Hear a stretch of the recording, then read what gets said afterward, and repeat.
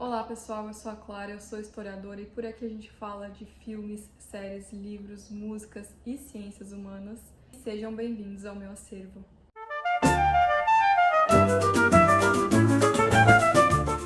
Então pessoal, hoje a gente vai falar de um tema importantíssimo que é feriado, dia 1º de maio, feriado internacional em muitos lugares do mundo, mas hoje a gente vai entender um pouquinho o porquê do dia 1º de maio ser considerado o Dia Internacional do Trabalho. Para isso, a gente precisa voltar lá em 1886, na cidade de Chicago, nos Estados Unidos. Hoje a gente vai entender as raízes do porquê nesse dia, 1º de maio de 1886, alguns grevistas declararam greve geral e estavam lutando por alguns direitos. A primeira coisa importante de saber é que a gente está então localizado ali na Idade Contemporânea, final do século XIX, já tinha tido a Revolução Industrial, né? Então isso altera toda a forma como o trabalho é entendido na humanidade. Então até antes da Revolução Industrial, o trabalho ele era de uma maneira, principalmente feito às mãos, de uma maneira mais artesanal, se a gente pode colocar dessa maneira. E depois com a maquinofatura, depois com as jornadas de trabalho exaustivas das fábricas de Londres, das fábricas da Europa inteira, das fábricas depois nos Estados Unidos, nos países que foram desenvolvendo essa revolução industrial, a gente tem obviamente a exploração dos trabalhadores. E até então não tinha uma regulação desses direitos, obviamente. Você deve se lembrar de algumas coisas que surgiram com a Revolução Industrial, por exemplo, o catismo, que eram os operários que lutavam pelos seus direitos. Enfim, houveram vários. O surgimento de filosofias socialistas, anarquistas, comunistas, por assim dizer. O surgimento, junto com esse capitalismo industrial, com a ideologia do liberalismo. São vários os conceitos, mas aqui a gente vai prestar um pouquinho atenção especificamente nesse dia, de 1º de maio de 1886, em Chicago. Mas o que eles queriam, então, esses trabalhadores da América do Norte, estadunidenses, o que eles queriam para si mesmos? Principalmente, o mote principal, o clamor principal era a redução da jornada de trabalho. Isso é uma exigência da luta trabalhista histórica, depois da Revolução Industrial. Mas assim, como que era a jornada de trabalho, então, deles? Eles queriam uma redução da jornada de trabalho de 10 horas para 8 horas diárias, no máximo. E esse foi o começo da luta. Antes de 1886, nos Estados Unidos, em Boston, por exemplo, já haviam acontecido algumas greves. Então, historicamente, quando a gente entende a história, as coisas não acontecem do nada, obviamente. Depois, ali naquele período também, 1870 e etc e tal, eles querem organizar a Associação Internacional do Trabalho ali entre Estados Unidos e Canadá, os trabalhadores. Então vai havendo algumas tentativas de organização daqueles operários, daqueles trabalhadores. Até que em Chicago, em 1886, é declarada a greve geral em favor da redução da jornada de trabalho de 10 horas para 8 horas diárias. Naquele momento, de 1º de maio de 1886, é uma jornada de uma greve geral que os estudiosos colocam, principalmente o texto que eu estou usando de apoio aqui, colocam que era uma jornada de festa. Então, foi uma jornada que reuniu as famílias dos operários, os trabalhadores, para marchar pelo centro de Chicago para poder exigir os seus direitos e principalmente a jornada de trabalho reduzida de 10 para 8 horas. Uma das figuras importantes desse acontecimento são os anarquistas de Chicago, que eu vou falar um pouquinho deles. É um tipo de anarcossindicalismo, se a gente pode colocar assim, porque eles também eram líderes sindicais, principalmente o Parsons. O Parsons é um líder sindical da época, ele coloca as falas dele naquele palanque daquela marcha em Chicago em maio, e ele diz o seguinte: até agora nenhuma classe dominante renunciou à sua tirania. E tão poucos capitalistas de hoje deixarão escapar privilégios e seu poder se não os forçarem a isso. Então a ideologia e a ideia do Parsons é que enquanto trabalhador, se eles não começassem a se mexer, se organizar efetivamente, se eles não começassem a lutar pelos seus direitos, nenhum capitalista faria isso. E capitalista aqui é importante a gente entender o que ele está dizendo nesse conceito. Não é pessoas que detêm poder aquisitivo, por exemplo, para comprar coisas. Ele está dizendo aqui de capitalistas, os burgueses, donos do meio de produção, especificamente os donos de fábrica. Junto com o Parsons, a gente também tinha o Spies. Na frente da Universidade de Illinois, na época ali, naquela mesma passeata, naquele mesmo momento, ele entoava gritos de, por exemplo, morte aos inimigos da raça humana. Ele estava querendo dizer ali, então, que ele estava contra esses capitalistas que não mediam, assim, esforços, que na verdade, assim, não se importavam para que crescer significasse explorar a mão de obra dos trabalhadores, dos operários. Importante dizer que o Spies ele era editor do Jornal do Trabalhador. E aqui a gente pode abrir um parênteses que é muito importante nessa época a imprensa dos trabalhadores, as imprensas socialistas, anarquistas, mas especificamente aqui as imprensas anarquistas, que era onde se vinculava as ideias desses trabalhadores, principalmente, que buscavam esse tipo de condição. E naquele momento, em maio, vendo o tamanho da proporção, muitos trabalhadores começaram a se juntar. Então, assim, metalúrgicos, ferroviários, trabalhadores do circuito hoteleiro, enfim, todos os trabalhadores. Então, a gente está falando ali de um momento que é uma semana, por assim dizer, que começa então no dia 1º de maio ali e se arrasta por alguns dias os fatos e os acontecimentos daquele momento. Então, por exemplo, a gente tem no dia 4 uma multidão que segue em direção ao mercado de Haymarket, em Chicago. Daí, o que acontece? A força do Estado. A força do Estado começa a perceber aquela agitação, aquela multidão. Obviamente que a gente sabe que no Estado tem braços desses capitalistas, obviamente. Então, se reúne ali aquela multidão e 150 policiais. E acaba que naquele momento uma bomba é explodida. E essa bomba ela causa efeitos como a polícia abriu fogo direto contra os manifestantes. Então começa ali uma zona meio de conflito, obviamente. Então a polícia atirando nos manifestantes, está aí muitos feridos, com dezenas de mortes daquele dia, dessa manifestação, e mais de 200 pessoas feridas. E na próxima semana, nos próximos dias, a polícia faz um trabalho de ir prendendo esses sindicalistas, esses anarquistas sindicalistas, dirigentes sindicais e assim por consequência. O que acontece? O Parsons, que era um dos maiores líderes sindicais, ele passa foragido durante esses dias, porque ele começa a perceber o que está acontecendo, a polícia prendendo as pessoas e ele começa a fugir.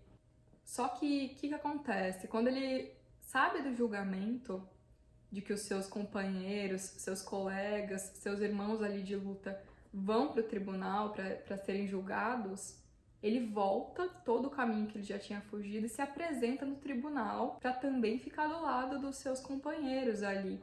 Eu acho que isso é um caráter muito dessa luta de trabalho, essa luta trabalhista, do anarquismo também, que está sempre ligado à cooperação, à solidariedade. Então, me parece esse o ato do Parsons, assim. E qual que era a acusação? A acusação do governo era que os anarquistas escolheram aquele 1º de maio como o início de uma revolução social e os incriminaram por aquela bomba explodida no dia da manifestação. E quem foram, assim, esses anarquistas presos, né, principalmente, que ganharam notoriedade e foram depois homenageados lá numa reunião socialista na França para ser escolhido o 1º de maio como dia do trabalho, rememorando esse maio de Chicago. Esses homens eram o Spies, o Schwab, o Fielden, o Fischer, o Engel, o Ling e o Neb. Agora, me desculpa a pronúncia, porque a gente tem aqui no meio imigrantes alemães, a gente tem americanos, obviamente, mas eu não sei como que fala direito o nome deles, então... Mas são esses homens que marcaram ali esse momento dessa história. O Fischer, que era então esse imigrante nascido na Alemanha e criado no Tennessee, ele diz no tribunal o seguinte: fui tratado aqui como um assassino e apenas se provou que sou um anarquista. Mas se eu hei de ser enforcado por professar as ideias anarquistas, por meu amor à liberdade, à igualdade e à fraternidade, então não tenho nada a objetar. Se a morte é a pena correspondente à nossa ardente paixão pela liberdade da espécie humana, então eu digo isso muito alto: disponham de minha vida. Então a gente percebe que esses trabalhadores, eles estavam ali realmente 100% entregues àquela luta e o que estava acontecendo, obviamente. Então não era algo assim, como que eu posso dizer? Não era algo assim passageiro na vida deles. Não era fogo de palha da vida deles, era realmente o que estava acontecendo no tempo presente e a crença de que se não fosse lutar agora por uma condição melhor de trabalho, talvez a realidade não mudasse nunca. O George Engel disse o seguinte, na época ele tinha 50 anos. É a primeira vez que compareço diante de um tribunal americano e nele me acusam de assassino. E por que razão estou aqui? Por que razão me acusam de assassinato? Pela razão que tive de abandonar a Alemanha, pela pobreza, pela miséria da classe trabalhadora. Aqui também, nessa república livre, no país mais rico do mundo, há muitos trabalhadores que não têm lugar no banquete da vida e, como párias sociais, arrastam uma vida miserável. Aqui tenho visto seres humanos buscando algo como que se alimentar nos montões de lixo das ruas. E aqui parece que a gente está falando de final do século XIX, mas a gente pode fazer paralelos com certeza com o século XXI, porque muitos imigrantes, obviamente, saíram da Europa buscando novas condições no novo mundo americano e tiveram muitas condições. Se você estudar um pouco a história dos Estados Unidos, você percebe o quanto é uma nação formada pela imigração. Em todo lugar tem bandeira de outros países também, tem cultura de outros países, é comemorado em parques Ano Novo Chinês, é comemorado o dia de St. Patrick's Day, é comemorado, enfim, tem festa alemã nos bairros. É muito forte o caráter da imigração no país e na história e como essa riqueza desse próprio país é construída também com a imigração.